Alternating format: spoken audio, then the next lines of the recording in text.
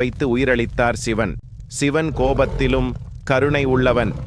Episode 6ல Parvati பிறப்பு. சதிதேவி மீண்டும் இமவான் மன்னரின் மகளாக பார்வதியாக பிறந்தாள். சிவனை அடைய கடுமையான தவம் செய்தாள். அவளின் பொறுமை பக்தி சிவனின் இதயத்தை ஊர்க்கியது. எபிசோடு 7ல மன்மதன் எரிப்பு தேவர்களின் வேண்டுகோளால் மன்மதன் சிவனை அன்பால் விழிப்பித்தான். தியானம் கலைந்த சிவன் 3ஆம் கண் திறந்து மன்மதனை எரித்தார். பின்னர் அன்பு அழியாது என்று அவன் நினைவாக உயிர் கொடுத்தார். எபிசோடு 8ல சிவன் பார்வதி திருமணம். கைலாசத்தில் நடந்த தெய்வீக திருமணம். தேவர்கள் முனிவர்கள் கந்தர்வர்கள் அனைவரும் ஆசீர்வதித்தனர். அர்த்தநாரீஸ்வரராக சிவன் சக்தி ஒன்றாகினர். எபிசோடு 9ல பிள்ளையார் பிறப்பு. பார்வதி மண்ணால் விநாயகரை உருவாக்கினாள். சிவன் அறியாமல் அவரின் தலை துண்டிக்கப்பட்டது.